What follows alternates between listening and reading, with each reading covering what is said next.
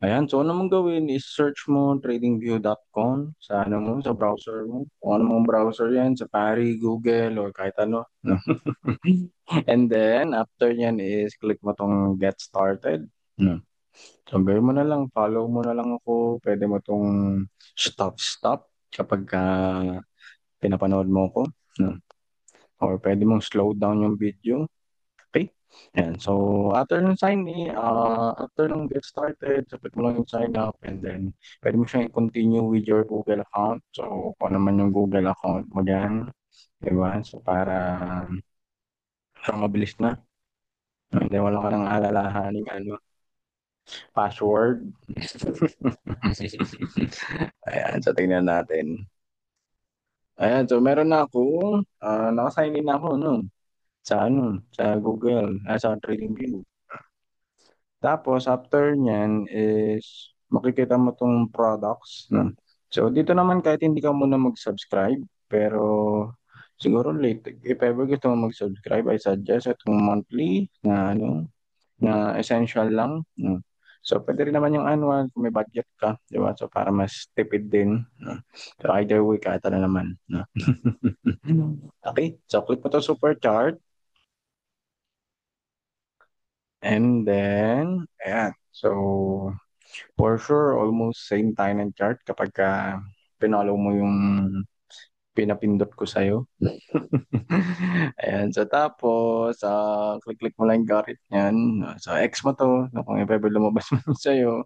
No, so, unang-una mong gagawin is, uh, drag down mo tong Apple. No, nakalagay na Apple, something-something. No. So, para walang kalat dyan. Okay?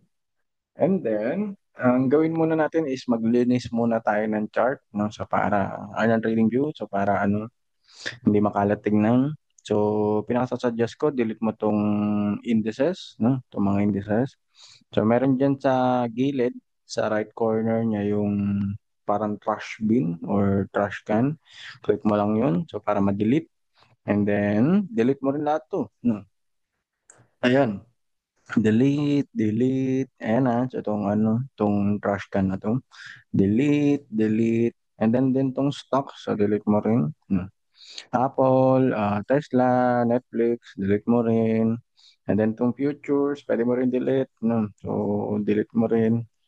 Okay, so delete mo yan. And then itong Forex, pwede mo siyang hayaan or pwede mong i-rename na interest pairs, no?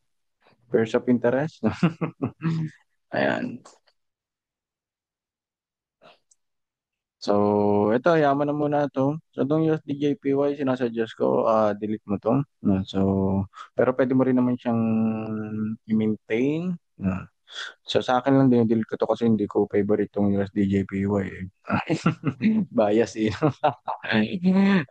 So, tapos, delete mo tong crypto. Yan. So, itong BTC, delete mo rin yan. So, kasi ibang broker hanapin natin dyan. Delete mo rin yung remaining. Ayan. So, basically, dapat dalawa lang yung matira sa'yo dito, no? So, sa pairs of interest mo. And then, mag-a-add tayo, no? So, meron ka ng Euro USD, meron ka ng GBP USD.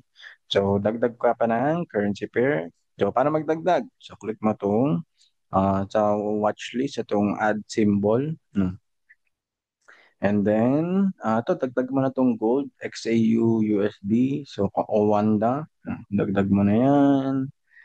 And then, ito yung Bitcoin, BTC, USD. Make sure mo yung Bitstamp, no? Ito Bitstamp yung i-click mo. So, kung di mo mahanap, pwede mo i-search BTC, USD, and then Bitstamp, no? Okay? Ayan. So, tapos magdagdag naman tayo ng mga currency pair, no? So, search mo lang dito, USD CAD, USD Canadian Dollar, no? Ayan, o Wanda na lang din. So, pwede naman yun. And then, AUD USD, Australian dollar. Ayan. So, Wanda na lang din. And then, ano pa ba? USD CAD. Ay, meron na pala USD CAD. NZD USD. NZD USD. Ayan. So, add mo lang din. Okay. So, for now, okay na muna yan. So, pwede mong gawin, i-drag mo tong XAU sa baba. tsaka itong Bitcoin sa baba. So para magkakasama yung mga currency pair mo and then yung commodities, itong gold, tapos crypto tong Bitcoin. No? Pwede rin naman sa taas. Tayo ko na bahala no, kung ano kung anong arrangement. Pero maganda ganito lang kalinis so para ano para hindi magulo tingnan. Okay? So, tapos na tayo dito sa watch list. So, next thing is, ito pala, pwede mo muna i-click tong Euro USD. So, para makita natin dito sa chart yung Euro USD. No? So, kasi hindi naman tayo nag-trade ng stocks. Okay? Ayan. So, pero pwede rin kung gusto mo. Ayan. So, una mong gawin is punta ka dito sa chart na mismo and then click mo tong volume. Delete mo rin yan. Remove. Diba? So, nawala na yung kalat dito sa baba. No? And then next thing is click mo itong day symbol, itong day, letter D. Makikita mo yan dito sa upper left. No?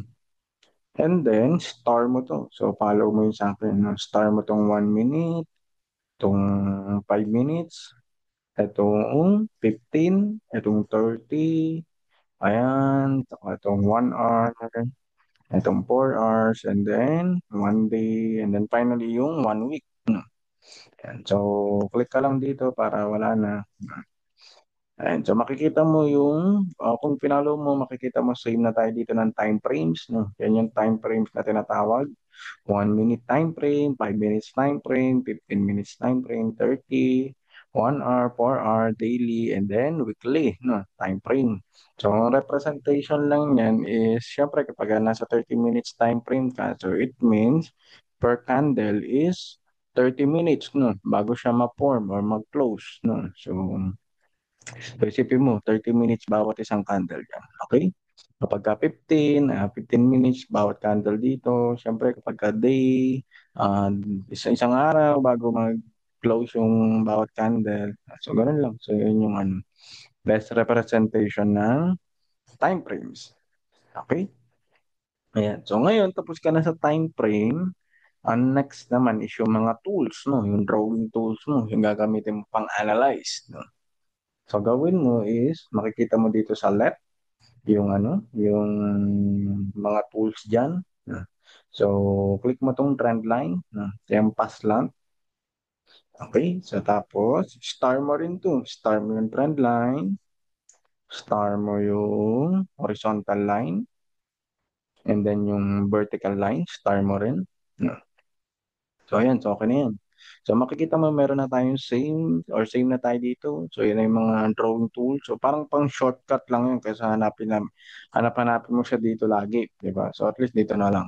Okay? So, ayan. So, tapos, ito skip mo tong, ano ba to? Gannon Fibonacci tool. So, skip mo muna yan tong patterns. Pwede mo rin siyang skip. No? Ito yung gamitin natin, yung forecasting and measuring tools, no? So, pangilan siya? 1, 2, 3, 4, pang 5, no? Okay, so click mo lang din ulit yun, yung toggle dyan. And then, star mo yung long position. And then, yung short position, no? So, okay na tayo dyan. And then, ito namang, itong may brush na to, no? Ayan. So, star mo itong highlighter. And then, itong rectangle. And then, itong path, no? Ayan. So, okay ka na muna dito. And then, next is yun sa baba niya. Yung letter T, yung text. No? So, star mo yung text and then yung call out. Alright. So, I hope nakaka-follow ka. So, pwede mo naman to slow down or pwede mo ulit-ulitin, i-pause mo, di ba? So, para makafollow ka sa akin. So, ito na yung tool. Ito yung mga ni-star natin dito sa gilid. No? So, ito naman customizable to. So, hindi ko naman sinasabing ito lang yung gamitin mong tools. So, syempre, as you move forward, di ba? So, habang gumagaling ka sa trading view, so, pwede mong i-customize yung tool mo sa sarili mong trade. No? So, para mas ma-enjoy mo yung buong capacity ng trading view. Okay? So, itong mga tools, siguro explain ko lang sa iyo yung mga bawat purpose niya. So, itong trend line, so ginagamit to so for drawing ng trends, di ba? So, let's say uptrend, downtrend, no? Ayan, so gagawin mo lang is click mo lang to and then click from point A to point B, no? So, kung ano man yung trend line na paglalagyan mo, let's say ito, downtrend line. So, let's say pa ganyan. Okay? So, pwede yun. No? And then, pwede mo ring baguhin yung kulay niya. Click mo lang yan and then, ah pili ka ng kulay na gusto mo. So, sa case ko, black. So, kasi color blind ako. Okay, and then, itong 2PX, pwede mo rin baguhin. So, parang gusto mo lang kapalan. So, sa case ko, ganito yung ano ko, setup ko. And then ito naman, itong pangalawa, itong horizontal line for ano naman to, support resistance. No? So kahit hindi mo pa maintindihan kung ano yung trend line ng support resistance, so okay lang yun. So later on naman maintindihan mo rin yun. So basta gagamitin mo to for support and resistance, no? Itong horizontal line. Okay? Ayan. So same thing. So pwede mo rin baguhin yung ano nito, yung kulay. Sa case ko, black. No? And then 3PX. Okay? Ayan, so ikaw kung anong gusto mong kulay na gusto mo. No? So, wala namang tama't maling kulay. Okay? Okay, so ito naman vertical line. So normally ginagamit ko to kapag meron akong gustong abangan level. So, parang let's say dito sa level na to. So pwede ko siyang lagyan. Okay, so para ano, para makita ko na kapag umabot na dito yung price, so doon ako mag-trade, parang ganun. So parang palatandaan mo lang. Hmm. Dito naman sa kulay nito, ginagawa ko is iba. Yung style, ginagawa kong parang ano, dash line. Para hindi siya masyadong nakakalat. So, pwedeng kahit ano rin kulay. So, ikaw, depende sa iyo kung ano gusto mo. Ah. And then, ito naman, itong next is itong long position. Ito naman yung pang buy. So, ginagamit natin ito pang buy position, di ba? So, adjust mo lang, no? Kung anong ilang risk to reward ratio ka, kung ano man. Okay. And so, ito namang short position, pang sell naman to. So, kahit naman hindi mo to masyadong intindihin pa. No? So, kasi navigation pa lang to. So, pero gagamitin mo to, no? Kapag ka magti-trade ka na. Okay, so lalagay mo lang kung saan kang level magsasell. No? So, let's say dito sa price na to, dito ako magsasell. So, ito yung SL ko, ito yung TP ko, ito yung risk to reward ratio ko. So, parang ganyan. So, pero di-discuss ko rin yan sa ibang topic. Okay? So, itong highlighter naman, ginagamit ko to pang highlight ng structure ng mga key points. So, for sure, magagamit mo to lalo kapag tinuro ko na sa yung market structure. So, pero for now, kaya mo lang yan dyan. No, so, pwede mo rin baguhin yung kulay. No? So, kung ano mong gusto mong kulay. Tapos, pwede mo rin baguhin yung opacity. So, para kitang-kita mo talaga, di ba? So, ayan. So, parang ganyan. Okay? So, itong rectangle naman, normally ginagamit ko to pang spot ng consolidation. So pagka, let's say, example, yung price, pag ganyan-ganyan lang. So maglalagay ako ng rectangle, so para alam ko kapag ka lumagpas na dyan yung price, so it means tapos na yung consolidation. So parang ganun. Yan. So pwede mo rin baguhin yung kulay na ito. So pwede mo rin siyang edit kung anong trip mo talaga. So, up to you naman. So, pag magde-delete ka ng ano, ng mga drawing, gano'n lang din. Click mo lang yon and then backspace sa keyboard mo. So, para ka na nagde-delete ng chat mo. No? Okay? So, ito naman path. Normally, ginagamit ko to sa ano, sa pag-ayos ng structure din. No? So, for now, hindi mo pa ito magagamit. Pero sa market structure, magagamit mo na to. Ayan, so ganun lang. Point A to point B to point C to point D, point E, di ba? So, parang ganyan. And then escape mo. So para matapos na. ESC, no, sa keyboard mo. Alright? And the next thing is itong text. No? So click mo lang itong text. So kapag meron kang notes sa sarili mo, let's say, waiting for confirmation. So kung ano man, so personal note mo lang naman siya. So pwede mo rin baguhin yung text, yung kulay. Ayan. So pwede mo rin baguhin yung font size. So kung gusto mo medyo malaki, okay. So para ano, para chillax lang. Kaya ito pinaka-last ng call out. Ito naman for specific note. No? So let's say, pwede ko sabihin na ito, breakout dito. No? So parang gano'n. Breakout on this level. So kung ano man yung personal ano mo, note mo. Hmm. So pwede mo rin baguhin. So sa case ko, ang ano ko dito is black yung text, tas yung kulay nung ano, nung uh, tawag ito, call out is white. Hmm. Ayan, so para ano. Ayan, so ganyan ata. Ganyan yung kulay. So ayan, so for now, ganyan muna. Okay, so basta yan yung mga tools ng ano mo, ng TradingView. So pwede ka pa maghanap dito sa gilid kung ano yung mga madidiscover mo sa sarili mo. So pero in my case, ito yung mga ginagamit ko. Trend line, horizontal line, vertical line, long position, short position, highlighter, rectangle, path, text, and then call out. No? Ayan. So kapag mag-delete ka, pwede mong i-right click yung mouse mo. And then, remove drawings, di ba? So, easy lang. Okay, so tapos yung indicators, nandito naman indicator. So, search mo lang kung ano mga indicators mo. Let's say, moving average, relative strength index or RSI, kung ano man yun. Okay? So, tapos, ito naman yung ayusin natin, no? Itong chart mo mismo. Itong mga candle na to. So, punta ka lang dito sa settings, sa upper right. No, meron kang makikita dyan parang tornilyo. No? Tornilyo ba tawag doon? So, basta ganun. So sa akin, ang color ko is black and white lang. No? So kasi sabi ko nga color blind ako. So hindi ko rin alam kung anong kulay talaga. No? So pero pinaka sinasuggest is gamitin mong kulay is yung neutral color. So para sabi nila may psychological effect daw yun kapag nag-analyze ka. So nakinig na lang ako noon from time na yun sa mga coaches ko. So kaya ginaya ko na sila. So in my case, ginawa kong neutral color is literal na black and white. So para ano, kasi nga color blind. Ayan. So ginawa ko is white to, ito white. And then yung opacity is 100. And then ito black naman to, the rest black. No. Ayan, black. Ayan, wait lang. Ayan, so okay na. So basically ganun. So white, black, black, black, black. So makikita mo itong mga candle dito, di ba? Black and white.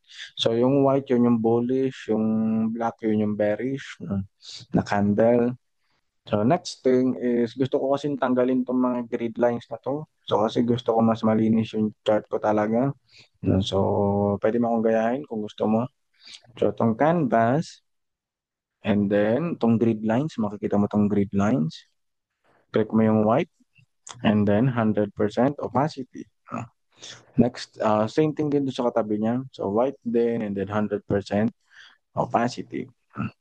And then okay. Right? So yun na. So ganun yung trading view ko. No? So basically ganito yung setup ko sa sa chart ko kapag mag-analyze ako. So, konting ano lang. So, ito yung mga pairs mo. So, kapag lilipat ka, let's say, gusto ko i-check yung GBPSD. So, click mo itong watch list. No? So, yung mga pairs of interest mo. So, click mo yan. And then, kung ano man time frame, let's say, mag-analyze ka sa 15 minutes time frame. So, click mo lang yung 15 minutes time frame, di ba? So, make sure mo na nakikita mo yung mga chart. So, pwede mong i-navigate yung yung tawag ito, parang driving nitong trading view. So ito pang ano to, pang zoom out, zoom in, di ba? So tas scroll up, scroll down. So ganun lang. Okay, so masasanay ka rin diyan. So sa una lang. So kasi syempre trader tayo, di ba? So for sure lalo kang mabababa dito, lalo kang gagaling sa paggamit ng trading view. Okay, so ito naman, USD CAD, di ba? So kung anong pair yung analyze mo, no? Kung ano yung pairs of interest mo talaga. So, okay, so ganyan lang. So punta ka lang sa ano mo. Tapos yung mga tools, yan, so in-explain ko sa'yo. So gamitin mo lang yan, point A to point B, kung paano mo i-maximize yung analysis mo using these tools. Okay? And then, dito sa upper right, meron ka dyan makikita na take a snapshot, yung parang camera. So, pwede mo rin gamitin yun pag magsisend ka ng, ika-copy mo yung analysis mo, ika-copy mo yung link ng analysis mo. So, pwede rin yun. Okay? Ayan. So, pwedeng ganyan. So, para makita yung mismong analysis mo. Okay, kung gusto mo lang siya i-share to someone or kung ano man, kaysa i-ano mo pa, 'di ba? Screenshot, screenshot. No? Okay, so yun lang. So far, basically, ito yung pinakang trading view setup. No? So, as you move forward, sasanay ka rin dyan. So, ito yung pinakang setup ko ngayon sa trading view ko. So, kasi gusto ko simple lang, minimal lang. So, wala masyadong noise, di ba, and everything. And then, malinis siya sa mata. No? So, pero syempre, kanya-kanya naman tayo ng preference, di ba? So, merong iba mas gusto nilang ibang kulay or meron silang ibang gustong tools na drawing tools or kung ano man. So in my case, ganito lang.